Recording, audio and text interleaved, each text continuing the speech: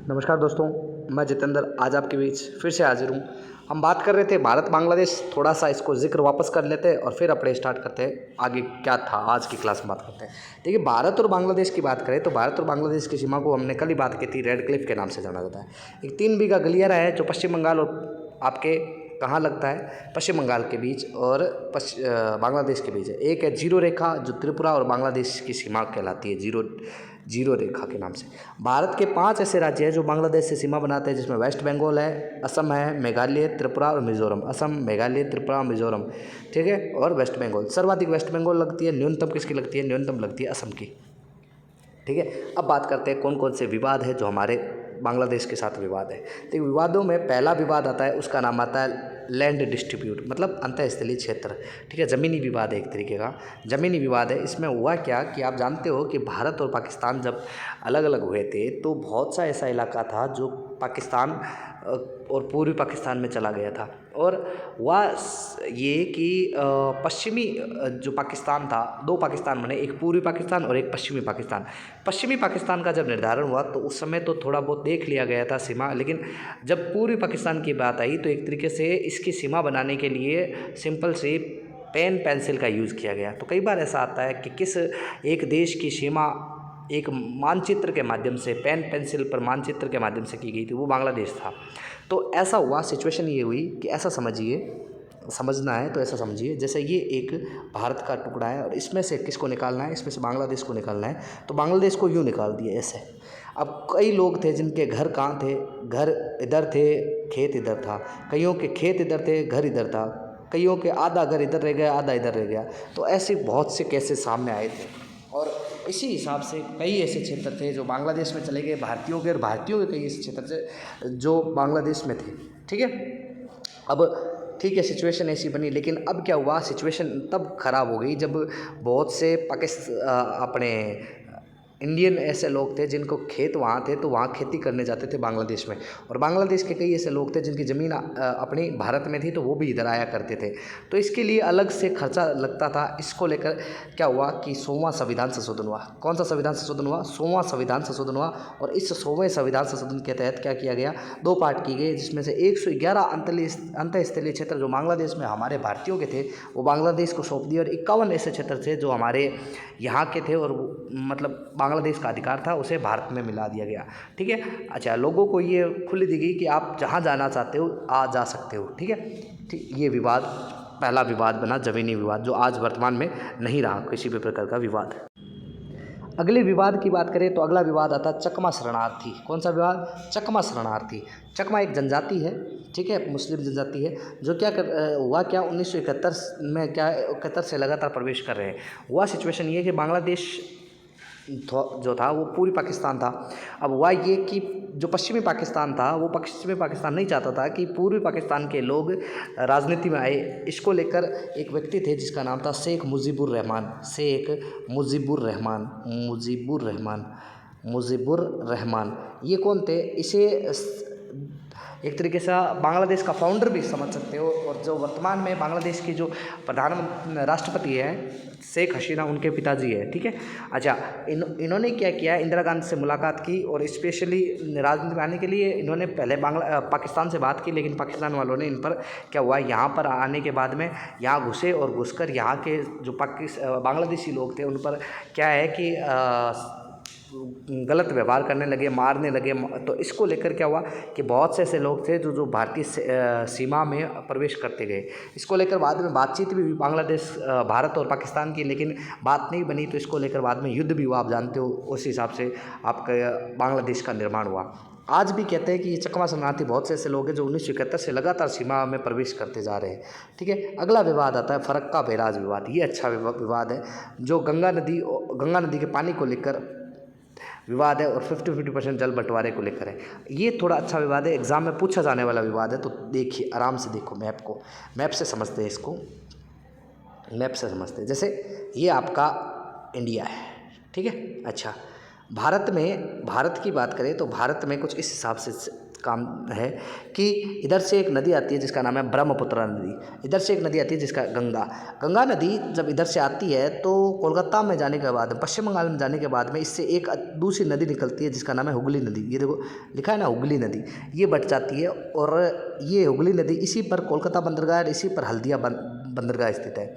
अब पानी कई बार कम होने की वजह से इधर पानी नहीं पहुंच पाता हुगली की तरफ, और हमारा जो कार्गो है, कार्गो का मतलब होता है हमारा जो सामान होता है वो समुद्रों तक नहीं पहुंच पाता। इसी को लेकर क्या है, भारत सरकार के द्वारा यहाँ एक बांध बना दिया गया जिसका बांध का नाम था फरक्का बैराज बांध। कौन सा बांध? फरक्का बैराज बांध। ठीक है। अच्छा, इसके बाद क्या हुआ, पानी को रोक कर हल्दिया इधर हुगली नदी की तरफ प्रवाहित करने लग गए। ठीक है। अब इस पर लेकर बांग्लादेश ने क्या किया, विरोध किया कि आप ऐसा नहीं कर सकते। ठीक है।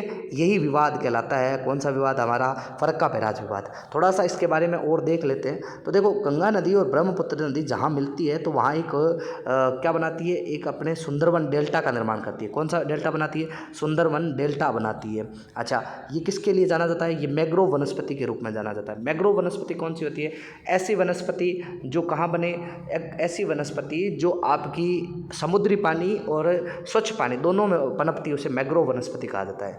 इसी अपने गंगा और ब्रह्मपुत्र से एक द्वीप का निर्माण हुआ जिसका नाम है न्यू मूर द्वीप। ये बांग्लादेश का द्वीप था, लेकिन एक बार चक्रवात की वजह से भारतीय सीमा में प्रवेश करने के बाद आज वर्तमान में इस पर भारत का अधिकार है। ठीक है। अच्छा, दूसरा बात करें तो एक बंदरगाह है जिसका नाम है हल्दिया बंदरगाह। हल्दिया बंदरगाह की बात करें तो हल्दिया बंदरगाह का वर्तमान में नाम परिवर्तित कर दिया गया। इसे बोला जाता है श्यामा प्रसाद मुखर्जी बंदरगाह। क्या बोलते हैं? श्यामा प्रसाद मुखर्जी बंदरगाह के नाम से जाना जाता है, श्यामा प्रसाद मुखर्जी बंदरगाह। अच्छा, फिर बात करें मैंग्रोव वन। देखो, मैंग्रोव वन तो अभी बताया मैंने, मैंग्रोव वन ऐसे वन जो स्वच्छ जल और समुद्री जल दोनों में मिलते हैं। ऐसे वन जो स्वच्छ जल और समुद्री जल दोनों में मिलते हैं, इसे कौन से वन कहते हैं? मैंग्रोव वन के नाम से जाना जाता है। कौन से वन? मैंग्रोव वन के नाम से जाना जाता है। ये थोड़ा सा आपके लिए इम्पोर्टेंट है। देखिए, बांग्लादेश में ब्रह्मपुत्र को जमुना कहा जाता है। क्या कहा जाता है? जमुना। गंगा को कहा जाता है पद्मा। ठीक है। अच्छा, गंगा और ब्रह्मपुत्र जहाँ मिलती है उन दोनों को मिलने के बाद इसे मेघना के नाम से जाना जाता है। किस नाम से जाना जाता है? मेघना के नाम से जाना जाता है। याद रह जाएगा, गंगा और ब्रह्मपुत्र मिलने के बाद में गंगा, ब्रह्मपुत्र को जमुना, गंगा को पद्मा। ठीक है, डन। चलिए आगे बात करते हैं, ये आराम से देख लो आप, देख लो। अब बात कर लेते हैं न्यू मूर द्वीप। देख लो, बांग्लादेश खाड़ी के स्थित था। एक चक्रवात की वजह से ये द्वीप भारत की सीमा में आ गया और इस पर अब वर्तमान में किसका कब्जा है? भारत सरकार का। कुछ समय पश्चात बांग्लादेश ने इस द्वीप को भारत को सौंप दिया। मतलब कई कुछ समय तक तो विवाद रहा, बाद में एक तरीके से हमें सौंप दिया, भारत को सौंप दिया कि भारत का ही है, क्योंकि भारत ने भी कह दिया कि हमारी गंगा और ब्रह्मपुत्र नदी हमारी क्षेत्र से आती है और हमारी मिट्टी को लेकर हमारी मिट्टी से बनाया गया, इसीलिए आज वर्तमान में हमारा हो चुका है। ठीक है, यह ऐसा मामला हुआ था। अब देखिए, बात करते हैं भारत और श्रीलंका। कौन सा? भारत और श्रीलंका आपके लिए इम्पोर्टेंट है। ठीक है, पहले बात कर लेते हैं। इधर देखो, इसको किस नाम से जाना जाता है? तो इसे सिलोन के नाम से जाना जाता है। किस नाम से जाना जाता है? तो श्रीलंका का प्राचीन नाम सिलोन हुआ करता था। इसके उपनाम में पूर्व का मोती, रत्नों की भूमि, गिरते हुए आंसुओं का देश, टीयर ड्रॉप्स आइलैंड के नाम से भी जाना जाता है। टीयर ड्रॉप आइलैंड के नाम से भी जाना जाता है। अब थोड़ा सा जोग्राफिकल रूप से देख लेते हैं बांग्लादेश, भारत और श्रीलंका के बारे में जोग्राफी के रूप से क्या है। तो देखिए, सिंपल सी बात याद रखना, ये भारत है, आप जानते हो। अच्छा, भारत में लास्ट एक द्वीप आता है यहाँ पर जो आप दिख रहा है, इसको बोलते हैं पंबन द्वीप। क्या बोलते हैं? पंबन द्वीप। ये एक तरीके से इसी से शुरू होता है आपका रामेश्वरम तीर्थ। कौन सा तीर्थ स्टार्ट होता है? रामेश्वरम तीर्थ। ठीक है, और यहीं से है धनुषकोटी। यही एक जगह आती है धनुषकोटी, रामेश्वरम तीर्थ, फिर धनुषकोटी, और यही धनुषकोटी से स्टार्ट होता है आपका राम सेतु। कौन सा सेतु? राम सेतु पुल की शुरुआत होती है। ये श्रीलंका है। श्रीलंका का एक द्वीप आता है चेना मनार द्वीप। ये चेना मनार द्वीप की बात करें तो चेना मनार द्वीप तक ही राम सेतु है। एक प्रायद्वीप है जिसका नाम है जाफना प्रायद्वीप। जाफना प्रायद्वीप को श्रीलंका से जोड़ने वाली जो संधि है उसका नाम है एलिफेंटा दर्रा। कौन सा? एलिफेंटा दर्रा। अच्छा, भारत और श्रीलंका को अलग करने वाली जल संधि है, उसका नाम है पाक जल संधि। पाक जल संधि। ठीक है, ये जो खाड़ी है इसका नाम है मन्नार की खाड़ी। मन्नार की खाड़ी किसके लिए जानी जाती है? समुद्री गायों के लिए जानी जाती है। किसके लिए? समुद्री गायों के लिए जानी जाती है। ठीक है, अब देखो, नेक्स्ट देखते हैं, जाफना प्रायद्वीप के बारे में बात करें तो जाफना प्रायद्वीप एक तमिल बहुल क्षेत्र है। कौन कैसा क्षेत्र है? तमिल बहुल। लेकिन श्रीलंका में पूछे जाए कौन सी जनजाति रहती है, तो याद रखना श्रीलंका में जो जनजाति रहती है वो है सिहली जनजाति। कौन सी जनजाति? सिहली जनजाति रहती है।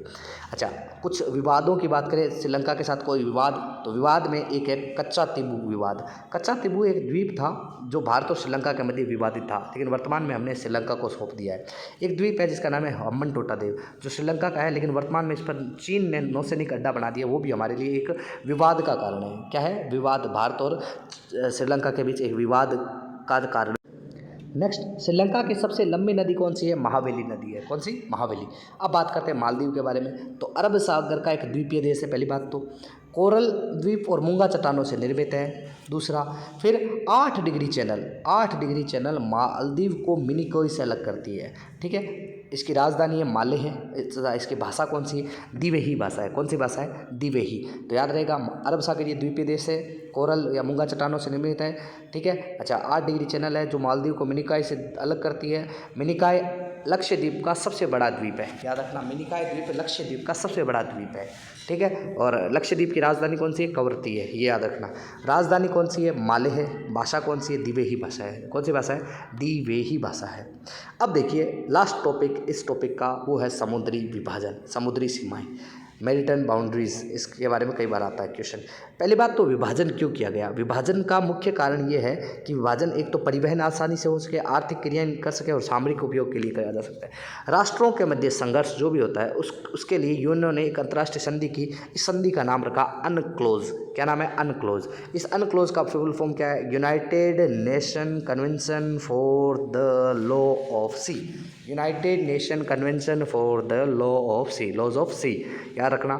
हिंदी की बात करें तो समुद्री कानूनों के लिए संयुक्त राष्ट्र संधि। समुद्री कानूनों के लिए संयुक्त राष्ट्र संधि।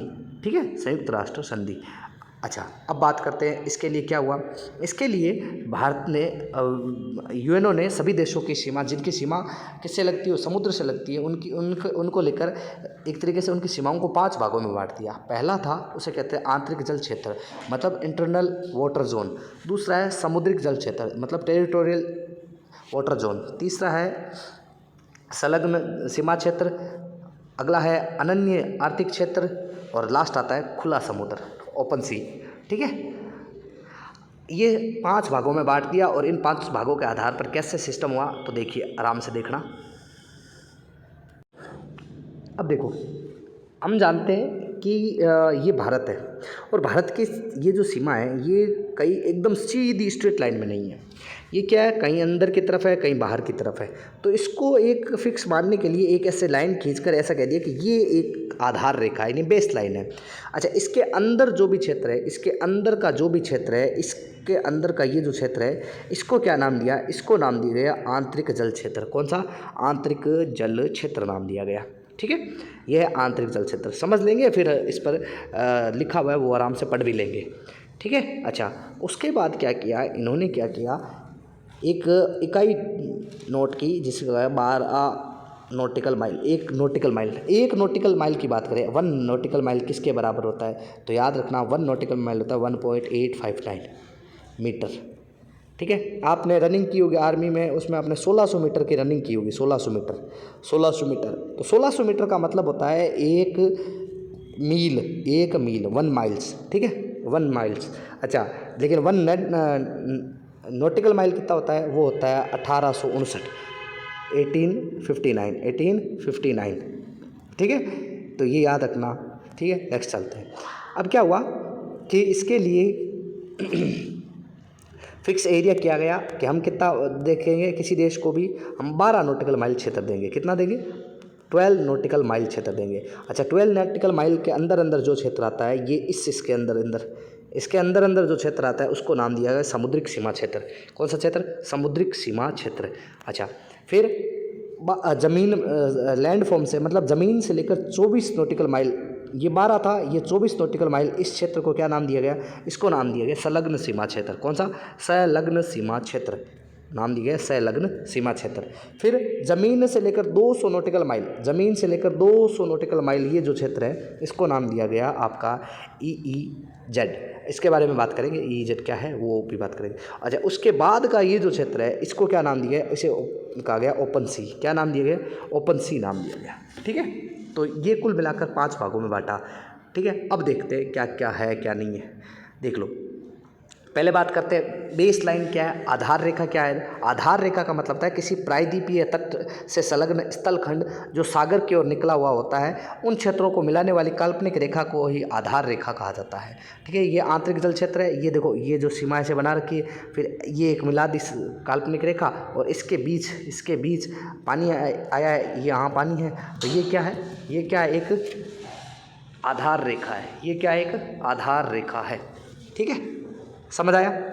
चलिए नेक्स्ट बात करते हैं। चलिए अब बात करते हैं इंटरनल वाटर जोन क्या है। आंतरिक जल क्षेत्र की बात करें तो आधार रेखा से स्थलखंड के मध्य स्थित जल राशि को आंतरिक जल क्षेत्र कहलाता है। समझ आया, मतलब ये जैसे बेस लाइन है, इधर ये क्या बेस लाइन, इसके अंदर जो पानी रहता है, इसके अंदर का जो पानी है इसे बोलते हैं आपका इंटरनल वाटर जोन, मतलब आंतरिक जल क्षेत्र। इसके अंतर्गत क्या क्या आता है, इसके अंतर्गत क्रिक आता है, खाड़ी आती है, एस्चुरी आती है, जवार नद मुख आते हैं, डेल्टाई क्षेत्र आते हैं, लेगुन झीलें आती है, पश्च जल आता है। इन पर बात करेंगे आराम से, टेंशन ना लें, एक बार आप लिख लें आराम से, फिर अपने इस पर भी बात करेंगे, क्रिक क्या होता है, खाड़ी क्या होती है, एस्चुरी क्या होती है, इस पर भी बात करेंगे। ठीक है, नेक्स्ट देखते हैं। अगला आता है टेरिटोरियल जोन, मतलब सामुद्रिक सीमा क्षेत्र। सामुद्रिक सीमा क्षेत्र, तो देखो आधार रेखा से लेकर 12 नॉटिकल माइल का क्षेत्र, आधार रेखा से 12 नॉटिकल माइल क्षेत्र क्या कहलाता है, समुद्रिक सीमा क्षेत्र कहलाता है। ठीक है, अच्छा इसके अंतर्गत संप्रभु क्षेत्र आर्थिक और सामरिक दृष्टि से महत्वपूर्ण होता है। आयात निर्यात शुल्क वसूला जा सकता है, मतलब कोई भी सीमा, कोई भी देश का शिप है आपके एरिया में एंटर होता है तो उससे आप क्या ले सकते हो, पैसे ले सकते हो, इनकम ले सकते हो। अच्छा अगला आता है स्थायी सैन्य अड्डे स्थापित किए जा सकते हैं। अच्छा फिर ये एक तरीके से बिना अनुमति यहाँ प्रवेश वर्जित है, बिना अनुमति आप प्रवेश नहीं कर सकते इस क्षेत्र में, बिना अनुमति आप प्रवेश नहीं कर सकते। अगला आता है अगर बाई चांस कोई इनोसेंट है और वो गलती से आ गया, अच्छा गलती से पहुँच गया, तो इसके लिए क्या प्रावधान है। पहली बात तो जिस देश का, उस देश का झंडा दिखाना पड़ेगा आपको। फिर सागरीय आपदा कोई आ गई, बाढ़ आ गई, चक्रवात आ गया, वो सिचुएशन हो जाए, या आप तेल ईंधन हेतु रिफाइनिंग कर रहे थे तो गलती से वहाँ आ गए। ठीक है, अच्छा या कोई समुद्री डकैतों से बचते हुए आप आए, या व्यापार हेतु आप इधर की तरफ एंटर हुए, तो इस सिचुएशन में आप क्या है, इस सिचुएशन में आप निर्दोष पारगम्य में आओगे और आपको छूट दिया जाएगा। ठीक है, अच्छा अगला आता है संलग्न सीमा क्षेत्र। संलग्न सीमा क्षेत्र का मतलब क्या है, संलग्न सीमा क्षेत्र का मतलब है आधार रेखा से 24 नॉटिकल माइल, आधार रेखा से 24 नॉटिकल माइल। वास्तविक क्षेत्र कितना आता है, वास्तविक तो 12 ही आता है, मतलब ऐसा समझिए भारत है, यहाँ से 12 और फिर आगे 24, तो 12 तो इस क्षेत्र का गया, ये जो है ये वास्तविक है, ये वास्तविक है। ठीक है, तो ये कितना आता है, 12 नॉटिकल माइल आता है। आर्थिक और सामरिक दृष्टि से उपयोगी है, स्थायी अड्डे स्थापित नहीं किए जा सकते, निर्दोष पारगम्य की बात अलग आती है। ठीक है, चल नेक्स्ट बात करते हैं। अगला आता है अनन्य आर्थिक क्षेत्र। ये आधार रेखा से 200 नॉटिकल माइल क्षेत्र आता है। वास्तविक कितना आता है, तो आप 200 में से कितना माइनस करोगे, वो 24 माइनस करोगे तो आंसर आएगा 176, तो ये वो एरिया आता है। ठीक है, अच्छा इस क्षेत्र में संसाधनों का सर्वेक्षण कर सकते हैं, दोहन कर सकते हैं, संरक्षण का अधिकार है, कृत्रिम द्वीप बनाने का अधिकार है, आर्टिफिशियल आप द्वीप बना सकते हो जमीन में, मतलब रेत डालकर आराम से द्वीप बना सकते हो, वैज्ञानिक अनुसंधान केंद्र स्थापित करने का अधिकार है आपको। अच्छा अब 200 नॉटिकल माइल के बाद का जो क्षेत्र आता है, 200 नॉटिकल माइल के बाद का जो क्षेत्र आता है उसे ओपन सी या हाई सी के नाम से जाना जाता है। उपयोग समस्त मानव प्रजाति के लिए होता है, इस पर यूएनओ का नियंत्रण है, यूएनओ का अधिकार है। ठीक है, चलिए ये आज हमने इस टॉपिक को कंप्लीट कर दिया। आज कल से एक नए टॉपिक के साथ में आएंगे आपके साथ में। ठीक है, बाकी कोई भी आपकी सवाल हो आप मुझे मैसेज कर सकते हैं। ठीक है दोस्तों, ओके।